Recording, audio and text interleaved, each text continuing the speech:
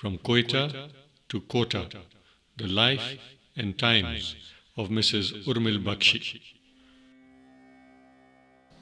Quetta is the largest city of Balochistan, Pakistan.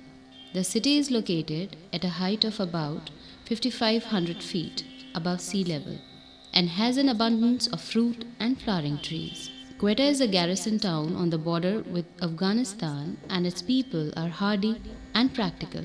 In this town, Urmil was born to Captain Balram Singh Mehta and Savitri Mehta on 15 December 1934, the third of 7 children. In May 1935, a devastating earthquake of magnitude 7.7 struck the area, killing an estimated 50,000 people. But baby Urmil Mehta and her family survived. It was a hallmark of their lives, to survive adversity and to prosper. She came to be called Bambo by her siblings, a nickname for an earthquake. As a child, Urmil was not too keen on academics but enjoyed activities such as stitching, crochet, knitting, cooking, and climbing trees. In fact, one such attempt to climb a tree to pluck fruit caused her to fall to the ground and break a leg. So, for the next 4 months, she moved around on one foot, as there were no crutches available.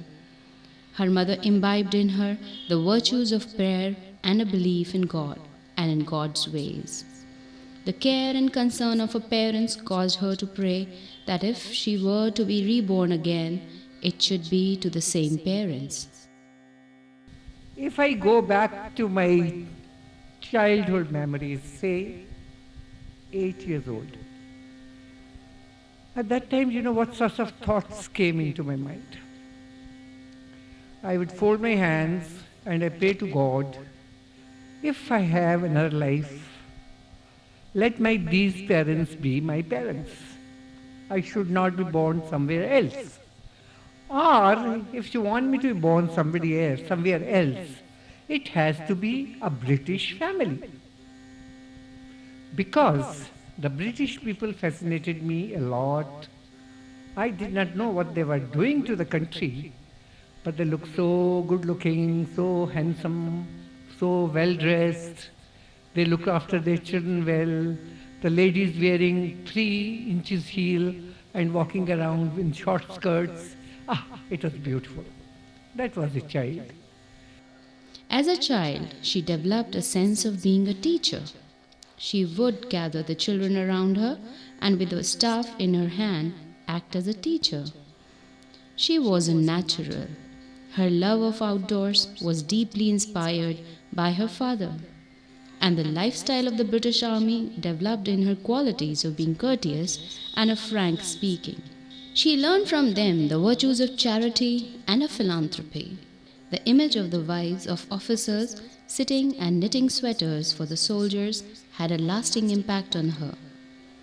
The discipline, dress sense, and etiquette of the British molded her life.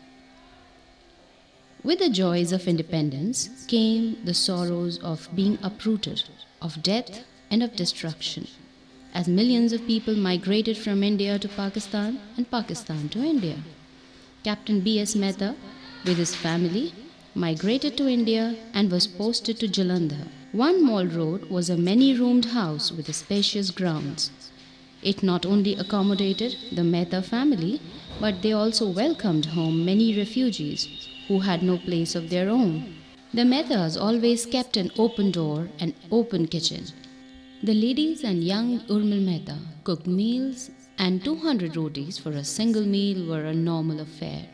The early years were a great learning experience, wherein the attributes of hard work, sharing, community living, and thrift were ingrained. Austerity and adversity strengthened the characters and brought out the best in her. Her schooling was at the local government school. In 1951, the Mehtas were now posted to Delhi and took up residence in a house located in Red Fort. She continued her education in a government school and joined Lady Irwin College on completion of her schooling. Her parents were keen to continue her education and make her a professional, but fate had other ideas. She was spotted at a wedding by the parents of a dashing, handsome captain from the Indian Army, who thought her to be an ideal bride for their son.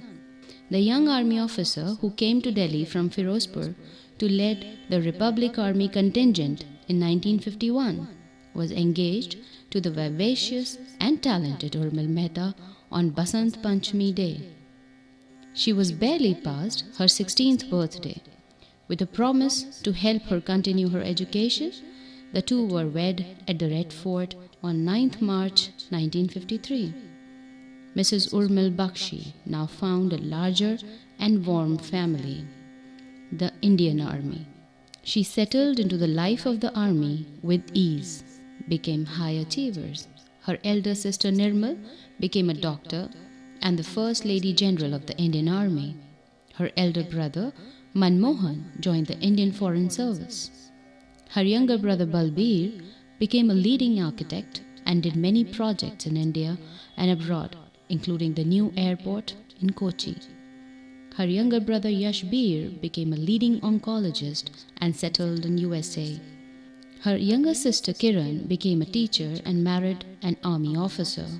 Her youngest brother Shamsher graduated from Massachusetts Institute of Technology and became a nuclear engineer in the USA. It showed that talent and hard work can take you places. One does not need a silver spoon. The young couple, after a short posting in Punjab, were transferred to Devlali in Maharashtra. Soon they were blessed with 3 children. Vineet in 1954, Sadhna in 1956, Virat in 1960. After a short posting in Devlali, they were now posted to Bombay.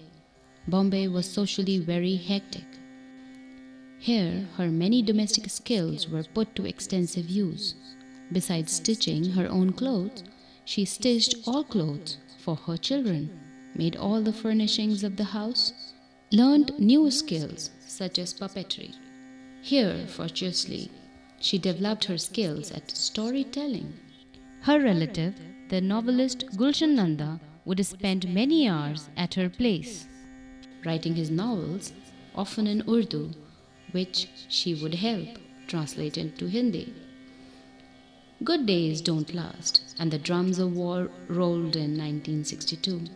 Captain V.P. Bakshi soon left to defend the border against the Chinese.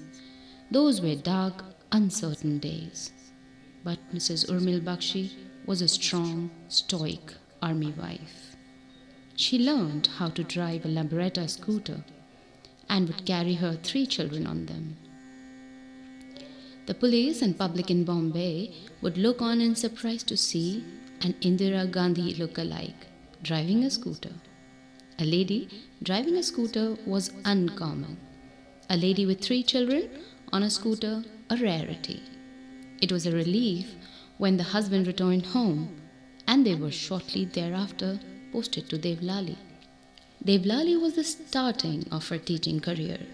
She started to teach at the St. Patrick's School and learned the simple, austere, dedicated teaching methods of the missionary teachers. But the joy was short-lived, as once again the clouds of war gathered. And as war broke out with Pakistan, V.P. Bakshi, who was now major, soon left for the western border. The family, meanwhile, also used to have darkened windows, and the only news was through the news bulletin of All India Radio. Teaching and looking after the children gave her strength and a purpose. Return from the war zone was a moment of great joy for the family. However, soon thereafter, they were posted to Delhi. Delhi was another turning point in her life. Her son was set off to the Scindia school, and after some time, her daughter to Safia school, Ajmer. She started to teach at the SpringDales school. Her life was as disciplined and austere as always.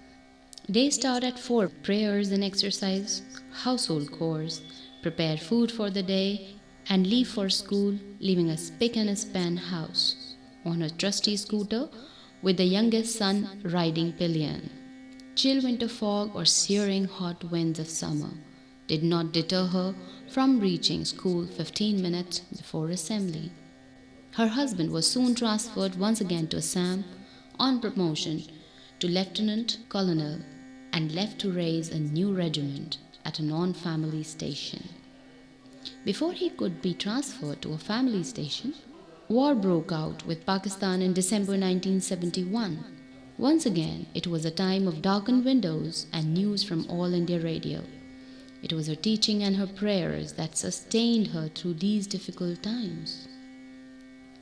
He was a part of victorious Indian Army, which defeated the Pakistan Army, captured over 90,000 soldiers, marched to Dhaka and liberated Bangladesh. It was a joyous moment when he returned home on 29 December 1971. It was a celebration times, a strong prime minister and a formidable victory, but it did not last long, as the colonel was once again posted to a non-family station, Ladakh. He was to stay there in the icy wastes for 3 years and return to be promoted to brigadier, and was transferred once again in 1975, this time to Amritsar. Amritsar was a great opportunity, and she completed her bachelor's in education and master's in education, the last with a silver medal. She continued to travel to college on her trusty scooter and share space in class with students half her age. Her visits to Golden Temple brought great solace and sustained her faith in God. Visits to a Gurdwara became a part of her life for the next 37 years. From Amritsar, they were transferred to Jodhpur and thus started her tryst with Rajasthan. It was their last posting in the army and before the brigadier demitted office.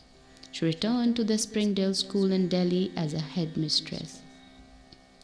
1979 was an eventful year as their daughter, now a doctor, got married to a cardiac physician and left for the USA. Her husband took up a position with DCM Kota and found a house in Dadabari. She resigned her job and came to Kota in mid-1980. It too was an exciting year as their eldest son, now a lieutenant in the Indian Navy, got married. Her youngest son, meanwhile, also became a doctor, married and migrated to USA. With her family settled, she started teaching at the R&T public school, and in 1984 established the SpringDales school in a single-room hired accommodation in Vallabhpadi. There were 8 students, and the school gained a reputation of preparing children for other established schools. It grew as the quality of teaching came to be recognized. In fact, she started running 2 shifts, and the school ran from 7 a.m. to 6 p.m. In 1989, they bought a plot of land and built a new house in Shaktinagar. It was in 1994 that she left her initial startup and established the BAKHSHI'S SpringDales School in Civil Lines under the Govind Ram Memorial Education Society. By now, the reputation of her quality of empathy and dedication to her profession had spread, and it attracted many students. With careful management of her funds and mentoring of her teachers, she continued to expand and established schools at Civil Lines, Chamni, and Borkheda under the society. She also had a time to set up a nursery Upvan in Vallabhpadi. She received many awards for her lifetime commitment to education. In 2012, she was detected to be having cancer, stage 4. In typical fashion, she went through the torment and nightmare of chemotherapy with the support of her family and staff, and with the same grit and determination that she addressed all difficult tasks. After 2 years of treatment, she managed to contain the disease to become one of a small percentage of patients who do so. In February 2014, she lost her life partner of 61 years. But she gathered herself and continued to build up on her school. The new computer labs and the new school construction in civil line is testimony to her vision and stoic resolution. She continued her morning start at 5 a.m. and an hour and a half in gymnasium every evening. Today is the 80th birthday of this hardworking, determined teacher and a great grandmother. It has been a saga of focus, living life and of achievements.